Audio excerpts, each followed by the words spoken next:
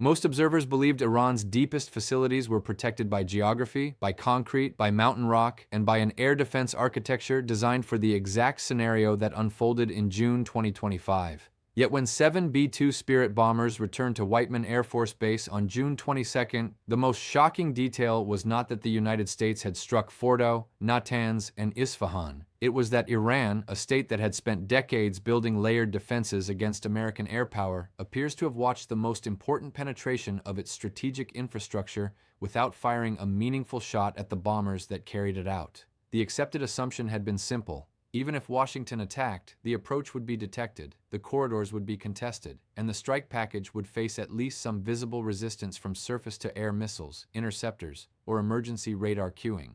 Instead, according to Pentagon and Associated Press reporting, the B-2 force flew a 36-hour, 13,000-mile round-trip mission, delivered 14 30,000-pound GBU-57 massive ordnance penetrators, and came home in formations of 4 and 3, while families waited on the Missouri tarmac with flags and tears. That contradiction is the real story. The bombers returned, the targets were hit, the shafts above Fordo were opened by weapons built over 15 years for that exact mountain. And the network that was supposed to warn Tehran, cue batteries, and defend the regime's most prized sites had, at the decisive moment, ceased to function like an integrated shield. The images of those aircraft landing in Missouri therefore mark something far larger than a successful strike. They mark the visible end of a strategic illusion. The footage associated with that return tells the story before any analyst speaks. 7 aircraft descend into Whiteman after one of the most complex missions of the modern era. The first group loops and approaches from the north. The second arrives within minutes. There is no outward sign of the violence those airframes carried into Iranian airspace hours earlier, and that contrast is precisely why the visual record matters. The returning bombers validate the claim that this was not merely another standoff demonstration or another round of regional signaling. It was a direct penetration mission executed at intercontinental distance with total emphasis on deception, timing, and survivability. Associated Press reported that a separate B-2 element flew west as a decoy, while the actual strike package of 7 moved east in radio silence. About an hour before the bombers entered Iran, a U.S. submarine launched more than 24 Tomahawk cruise missiles. The full attack package involved roughly 125 aircraft and 75 precision-guided weapons. The bombers came back because the route-in worked. The route-in worked because the defenders either failed to see, failed to coordinate, failed to respond, or failed in all 3 ways at once. And that leads to the question that matters far more than the runway footage itself. If the B-2s were only the final hammer blow, what had already happened inside Iran's air defense ecosystem before those wheels touched down in Missouri? The answer begins not over Fordo, but days earlier, across radar sites, command posts, missile units, and the minds of the officers who suddenly realized their map of the sky no longer belonged to them. By the time Operation Midnight Hammer was executed on the night of June 21st in the United States and the early hours of June 22nd in Iran, the battlefield had already been shaped with extraordinary precision. The Pentagon later described Fordo as a site roughly 60 miles south of Tehran that had been studied by Defense Threat Reduction Agency officers since 2009. Those officers concluded years ago that the United States lacked a conventional weapon powerful enough to kill the target in its underground depth, which is why the GBU-57 program was tested repeatedly against realistic hardened structures until the munition could do what earlier inventories could not. That long preparation explains the confidence behind the strike plan, but it does not explain why Iran's defenses failed to disrupt it. For that, the chronology matters. ISW reported on June 20th that Israeli strikes had already helped achieve air superiority over parts of Iran after repeated attacks on missile forces, radar systems, and air defense assets. More than 35 missile storage and launch sites in Tabriz and Kermanshah were struck. Missile and radar systems in Esfahan and Tehran were targeted. 3 launchers prepared to fire were hit before they could act. Days before the American bombers crossed into the mission space, the defensive picture was already fragmenting. The context is therefore essential. Midnight Hammer did not begin with the first GBU-57 falling through a ventilation shaft. It began with the progressive erosion of Iran's ability to build a coherent air picture, protect its missile forces, and preserve command continuity under sustained attack. The B-2 return to Missouri only made that hidden erosion impossible to deny. But the deeper explanation requires descending into the technical architecture of collapse, because what failed in Iran was not one battery or one radar. It was the logic connecting sensors, shooters, commanders, and decision time. And once that logic breaks, the most expensive systems in the inventory become little more than isolated metal. Iran's air defense network looked formidable on paper because it was layered, geographically distributed, and built from multiple families of systems. Long-range coverage included Russian S-300 units and older S-200 batteries. Medium-range defense depended on indigenous systems such as Mirsad, Talash, 3rd Khordad, and 15th Khordad. Point defense included systems such as the Tor family. In theory, this mix offered redundancy. In practice, according to CSIS, it produced a mismatched architecture of Iranian, Soviet, and Russian components that was only imperfectly integrated even before combat stress arrived. Integration is everything in an integrated air defense system. A radar must detect, a command node must classify, a controller must assign, a launcher must receive quality targeting data in time. Electronic warfare must be resisted, decoys must be filtered. When that chain is interrupted at multiple points, the network may still possess missiles, but it no longer possesses coherence. CSIS assessed that Israel seized air superiority over Iran in less than 4 days after June 13, 2025, using intelligence preparation, special operations, electronic warfare, and nearly 200 sorties against 100 targets in the opening phase. Mossad-linked operations reportedly killed the leadership of the IRGC aerospace forces. Forward use of F-35I aircraft in ISR roles, combined with modified F-15I and F-16I strike packages, airborne jamming, and domestic electronic attack systems, appears to have compressed Iran's response cycle to the point of paralysis. In plain military language, Iran lost the ability to see clearly, decide quickly, and shoot effectively. That matters because stealth alone did not defeat the defenders. Stealth arrived after the defenders had already been blinded, decapitated, and forced into reactive survival. When the Pentagon later described the Fordo attack, General Dan Kane said the United States deliberately targeted 2 ventilation shafts as entry points, using the first weapon to remove the concrete cover and follow-on penetrators to dive into the mission space at speeds above 1,000 feet per second. 6 weapons were allocated to each shaft side. That is not just a strike description, it is proof of confidence. Commanders do not design such precise sequencing unless they believe the ingress route, time on target, and terminal guidance window are all sufficiently protected from interference. In other words, the bunker buster was spectacular, but the truly devastating weapon was the earlier destruction of Iran's decision loop, and the strategic consequences of that are even more significant than the damage inside the mountain. Once an air defense network loses coherence, tactical success compounds with frightening speed. A battery that cannot trust upstream radar hesitates. A command post that fears interception goes silent. Missile units disperse, then lose support, then become targets in transit. That is how tactical strikes generate operational advantage.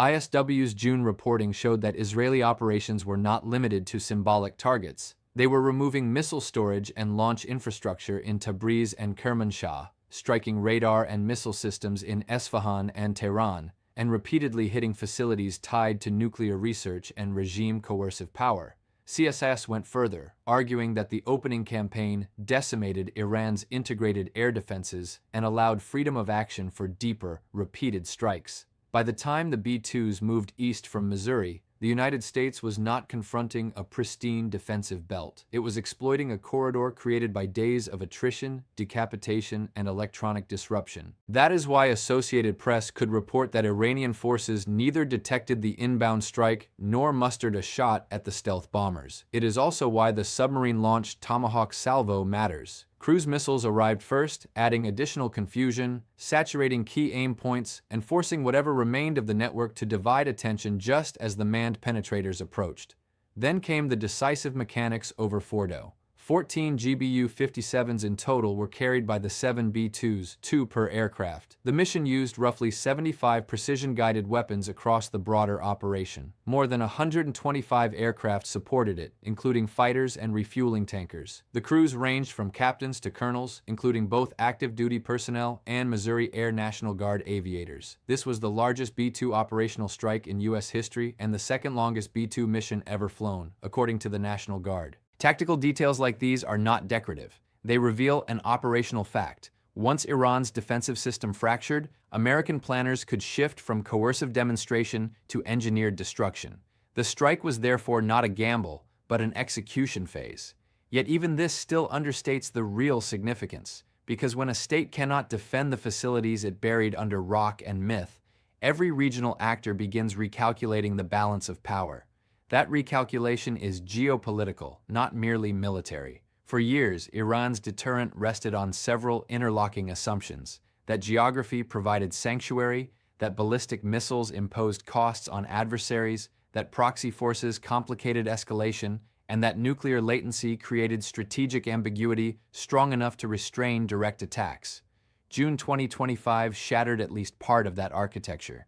The American strike hit Fordo, Natanz, and Isfahan. The IAEA's Rafael Grossi told the UN Security Council on June 22 that craters were visible at Fordo, that additional buildings at Isfahan had been hit, and that tunnel entrances used for storing enriched material appeared to have been struck, even while stressing that nobody, including the IAEA, was yet in a position to assess underground damage at Fordo. Reuters reported on June 25 that CIA Director John Ratcliffe said credible intelligence indicated several key Iranian nuclear facilities were destroyed and would have to be rebuilt over the course of years, while Iranian officials denied significant damage. This tension between assessment and denial is normal after strategic bombing. But the geopolitical signal was unmistakable. Washington demonstrated that even the deepest Iranian sites could be reached. Israel demonstrated that Iranian airspace could be contested, penetrated, and in some sectors, dominated. Gulf capitals, European governments, Moscow, Beijing, and every defense ministry in the region would have read the same message. The old assumption of sanctuary no longer held.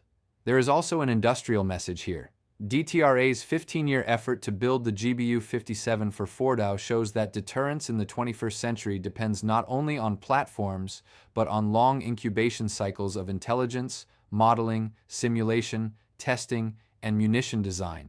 The mountain was not defeated in one night. It was defeated over 15 years of preparation and then in a few minutes of execution. That is why this episode belongs in a larger history of strategic power realignment. It was not simply an air raid. It was a public demonstration that precision, stealth, intelligence fusion, and patience can overturn defenses once presented as nearly impregnable. But strategy is never only about hardware. It is also about what men inside bunkers, control rooms, and palaces begin to believe after their systems fail in public. Psychologically, this may be where the damage becomes most enduring.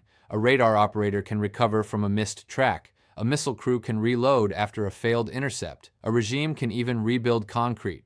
What is far harder to restore is confidence in the chain of command, in the reliability of warning time, and in the assumption that hardened facilities guarantee leadership survival. CSIS noted that Iran's command culture was centralized, which made it especially vulnerable once senior aerospace force leadership was removed and once air defense responsibilities were pushed into a climate of fear, disruption, and degraded communications. From the operator's perspective, the sky becomes an accusation. Every blip may be a decoy. Every silence may conceal a stealth platform. Every order may arrive too late. ISW's reporting on repeated strikes against launchers, radar nodes, internal security sites, and regime infrastructure suggests a campaign aimed not only at physical destruction but at institutional disorientation. Then the B-2s arrive, the mountains are struck, and the bombers return home visibly, safely, almost ceremonially. That contrast has a profound morale effect on both sides. In Missouri, families wait beside the runway and watch 7 aircraft come back in sequence. In Iran, officers are left to explain how the nation's most heavily protected assets were penetrated after years of investment, sanctions evasion, procurement, and propaganda. Even the phrase collapse matters psychologically. It does not have to mean every launcher was destroyed. It means the defenders could no longer produce the behavior expected of a functioning shield. They could not deny access. They could not protect the crown jewels. They could not preserve the illusion of contested skies. For regional audiences, this changes perceptions of American persistence and Israeli reach. For Iranian elites, it creates the most dangerous question of all. If Fordow could be entered, what else is vulnerable? And once that question takes hold inside a security state, every future alert becomes heavier, every deception more believable, every absence of signal more terrifying. That is why the returned bombers matter beyond military history. They carried home a message delivered not only to centrifuge halls, but to the minds of every planner now tasked with rebuilding a broken deterrent. The future projection is therefore more complex than triumphal headlines suggest. Military success can destroy facilities faster than it can settle the strategic future. Grossi's warning to the Security Council made that plain when he called for inspectors to return and account for stockpiles, especially the roughly 400 kilograms enriched to 60%. A damaged site is not the same as a transparent file. Rubble can conceal as well as destroy. Intelligence can indicate years of setback while still leaving unanswered questions about relocated material, surviving technical expertise, and the political will to rebuild. That is one reason the coming phase could prove even more consequential than the strike itself. Iran may attempt dispersal, deeper burial, deception, or accelerated indigenous air defense repair. Foreign suppliers may study the campaign and adjust export priorities. Regional states will certainly reconsider missile defense procurement, hardening standards, underground construction doctrine, and the survivability of static strategic sites. The lesson from June 2025 is harsh. Fixed prestige infrastructure attracts tailored munitions and long-term planning. The lesson for offensive powers is equally stark. Strategic penetration is possible, but it creates enduring obligations to verify damage, monitor reconstitution, and deter the next cycle. There is also a political future hanging over the military one. If Tehran concludes that its conventional air defenses cannot reliably protect its core assets, it may double down on missiles, proxies, cyber operations, maritime coercion, or covert nuclear latency. If, on the other hand, the leadership concludes that even those instruments now invite deeper vulnerability, pressure for negotiation could grow.